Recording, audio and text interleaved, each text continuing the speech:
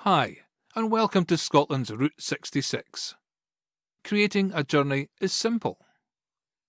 Just load the app and navigate to Maps. Here you will find various categories for you to search through. Just simply click on your desired category and find the places you wish to visit.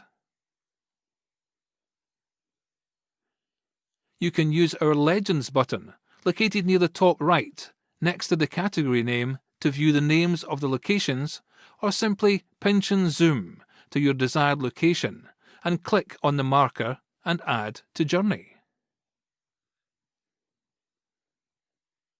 This process can be repeated throughout the map by simply clicking back and finding another marker and adding the next one to the journey.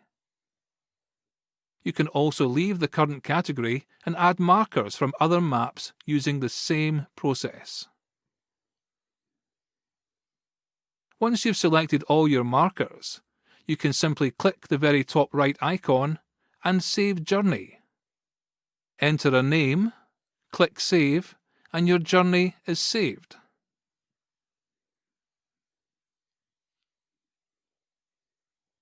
Your journey can be located now on the main menu under My Journeys.